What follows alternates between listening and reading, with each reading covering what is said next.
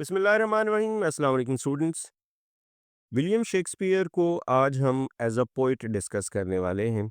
William Shakespeare का नाम आपने आज तक as a dramatist, as a playwright सुना होगा। No doubt he is simply one of the greatest, rather the greatest playwright and dramatist in the history of English literature.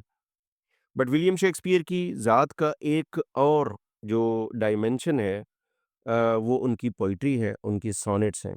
So he is also a poetic genius at the same time. Beyond his acclaimed plays, Shakespeare's poetry showcases his linguistic brilliance and emotional depth. His 154 sonnets and narrative poems explore timeless themes of love, beauty, and mortality with unmatched eloquence. So, आज हम ये देखते हैं कि उनके अंदर as a poet कौन से कैरेक्टरिस्टिक्स हैं, उनकी कौन से ट्रेड्स हैं जिसको हमें स्टडी करना है। So let's discuss. शेक्सपियर के अगर हम पोइटिक करियर पे जाएं तो अर्ली 1590s में ही began writing sonnets and narrative poems while establishing himself in London's theatre scene। एक वक्त वो अपने आप को लंदन के थिएटर में इस्टेब्लिश कर रहे थे 1590s में, और दूसरी तरफ वो अपनी नैरेटिव पोइम्स पर फोकस कर रहे थे। 1593 में वीनस एंड एडोनिस पब्लिश हुआ, dedicated to the earl of Southampton. It became Shakespeare's most popular work during his lifetime. एक मशहूर उनका वर्क था। 1594 the rape of Lucrece published, showcasing his mastery of narrative poetry with classical themes। 1609 154 sonnets published in a single volume, possibly without Shakespeare's authorisation. ये उनकी मर्जी के बगैर एक कलेक्शन, उनका वॉल्यूम जो है वो पब्लिश हुआ 1609 में, जिसमें तकरीबन 154 सॉनेट्स शामिल थी। उनको एक ग्रेट सोनेटियर के तौर पे भी याद किया जाता है, with a great linguistic brilliance and thematic depths. Sonnets पे आ जाएं तो ही इज़ मास्टरपीस। ही सॉनेट्स जो उनकी हैं, they are the masterpiece of lyric poetry. सबसे पहली जो चीज़, first the very first characteristic of his poetry is the his innovative form। Shakespeare perfected the English sonnet with 14 lines of iambic pentameter and a unique rhyme scheme। We all know that sonnet is a poem having 14 lines, और इसकी दो हम divisions करते हैं, 8 + 6 या 12 + 2। तो ये एक इनोवेटिव फॉर्म थी जिसको उन्होंने परफेक्ट किया in that period. Mysterious characters हैं इसमें। अच्छा, ये जो कैरेक्टर्स इनके यहाँ इस मिस्टीरियस इसलिए कहा गया कि ये कैरेक्टर्स, इन कैरेक्टर्स के बारे में हिस्ट्री में या उस वक्त के जो उनके कंटेम्प्रेरीज हैं, उनके पास बहुत कम डेटा है इन कैरेक्टर्स का। The fair youth, dark lady and rival poet create a narrative thread through the collection. Universal themes and the sonnets explore time, beauty, desire, jealousy, and mortality with profound insight।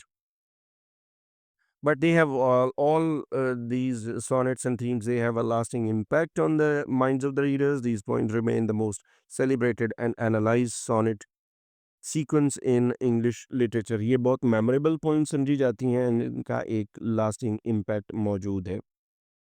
अगर हम इनके sonnet structure की बात करें तो he writes in concluding couplet, final punch with rhyming जी जी।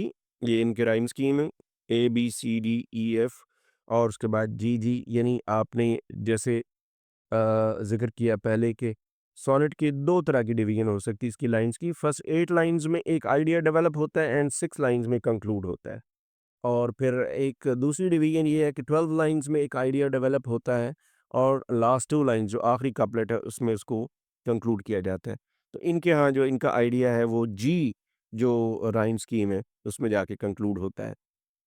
Third quatrain he develops with EF rhyme scheme, ये भी इन्होंने एक नया इसमें ऐड किया। सेकंड क्वार्टरीन का expands with CD rhyme scheme. First quatrain comes with he introduces with AB rhyme scheme. So in order to understand what this sonnet structure is, you need to understand first the rhyme scheme। A B, और उसके बाद CD, और उसके बाद EF। तो ये इस तरह से इन्होंने अपने क्वार्टरेंस जो हैं वो उन्होंने इसको सेटल किया, उन्होंने तरतीब दिया। Shakespeare's sonnets follow a precise structure। Each contains 14 lines of iambic pentameter। The form creates a perfect vehicle for complex thought development, ending with a powerful concluding statement। Narrative points हैं showcasing versatility, एक बड़ी versatile nature है इनकी। Venus and Adonis written in 1593, ये एक comedic treatment था Greek myths of Venus's unsuccessful seduction of Adonis का। Rape of Lucrece 1594, a tragic narrative about Lucretia exploring themes of lust, honor, and political revolution. And a lover's complaint for 1609, a woman, her lament, her seduction and abandonment. So look at all these great writings. इसमें आपको थोड़ा सा light nature की comedy, कुछ mythical characters, love, seduction, lust, honor and a political revolution and human instincts के बारे में लिखा। तो ये आपको इनकी जो जितनी भी नैरेटिव पोइम्स हैं उनके अंदर वर्सिटिलिटी तो है, लेकिन ये 5-6 बड़े ही यूनिवर्सल किस्म के थीम्स आपको इनमें मिलेंगे। पोएटिक डिवाइसेस एंड टेक्निक्स की जहाँ तक बात है, first he uses metaphor and imagery. Shakespeare creates powerful visual associations comparing love to a star, beauty to summer and life to a stage. इनकी इमेजरी आप समझ लें कि लिटरेचर में शायद सबसे ज़्यादा मशहूर है। Love to a star, love को स्टार से, ब्यूटी को समर से और लाइफ को एक स्टेज से तशबीह देना, या इसको एक मेटाफोरिकल सेंस में इमेजेस में यूज़ करना, ये बहुत ज़्यादा आप कह लें कि पॉपुलर हुआ। मीट्रिकल वेरिएशन है, he masterfully breaks metrical patterns for emphasis. His strategic reversals and substitutions create memorable rhythms. Rich vocabulary is there, again masterpiece इनका। Shakespeare's expansive lexicon allowed unprecedented precision and nuance. He coined hundreds of new words and phrases.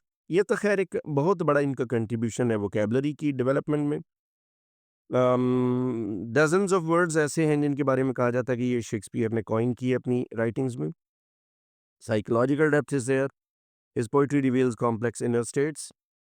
कहा यह जाता है कि human history में या history of English literature में शायद जो सबसे बड़े साइकोलॉजिकल एनालिसिस किए वो शेक्सपियर ने किए अपने प्लेज में और अपनी सॉनेट्स में। He captures subtle emotional shifts with remarkable accuracy. So इंसान के माइंड में क्या चल रहा है, इनर मोटिव्स को बयान करना, उसको एज इट इज़ और एक यूनिवर्सल और क्वाइट रियलिस्टिक स्टाइल में पेश करना, ये शेक्सपियर का खासा है। थीम्स में अगर आ जाएँ तो फर्स्ट यूनिवर्सल थीम में आ जाएँ, आपके पास लव है, romantic, platonic, unrequited and forbidden love. Beauty is there, physical appearance, inner virtue and impermanence. Time again another very important theme. Ageing, वक्त का गुजरना, एज का बढ़ना, mortality and the quest for immortality. And human nature most importantly, जो शायद इनके praise और sonnets में इक्वली अपनी जगह रखती है, जिसमें desire, jealousy, ambition, and redemption. Shakespeare explores universal human experiences through his poetry.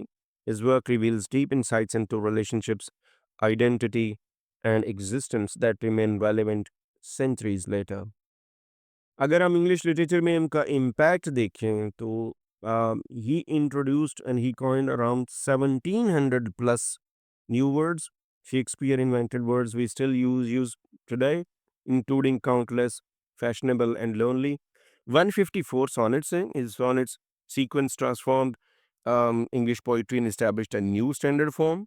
And plus 400 years of influence, Shakespeare has shaped poetry for over 4 centuries, inspiring countless poets worldwide. So एक huge इनका एक शायद ये कहा जाए तो ये बेजाना होगा कि ये वो पोएट हैं, ड्रामाटिस्ट हैं, जिनका शायद सबसे ज़्यादा इन्फ्लुएंस इंग्लिश लिटरेचर पे मौजूद है। अगर हम इनकी पोएटिक लेगेसी की बात करें तो he inspired so many romantics. Poets like Keats and Wordsworth drew heavily from Shakespeare's lyrical innovations and emotional depth. So even romanticism में जो उरूज आया, romanticism का जो peak था, that was also inspired by Shakespeare and Shakespearean thoughts and use of imagination and emotional depth. Educational cornerstone, Shakespeare's sonnets remains essential in English curricula, worldwide studied at all educational levels. We cannot frame an English syllabus or course outline without the introduction or without the inclusion of Shakespearean sonnets and plays. ये सवाल ही नहीं पैदा होता कि आपने literature पढ़ा हो और आपने शेक्सपियर ना पढ़ा हो। सो ये तमाम लेवल्स पे स्कूल से लेके पोस्ट ग्रेजुएट लेवल तक आपको you'll find the works of Shakespeare everywhere. equally acceptable and equally popular. Modern era adaptations तो बहुत ज़्यादा हुई. Shakespeare's poetic themes find new expression in contemporary forms from hip hop to digital media. इनकी बताई हुई techniques, इनका use किए हुए मेथड्स, स्ट्रैटेजीज और इनकी स्टेज क्राफ्ट, इनके थीम्स, इनके कैरेक्टर्स, कैरेक्टर्स तो खैर दुनिया में सबसे ज़्यादा इन्हीं के मशहूर हैं. So everything that is associated with Shakespeare is still alive right now in modern age. आज भी ये सब कुछ मौजूद है. So here we can conclude the today's lecture by highlighting the greatness of Shakespeare as a sonneteer. इस lecture से related कोई क्वेश्चन, कोई कमेंट करना चाहें तो you are always welcome. Thanks for watching.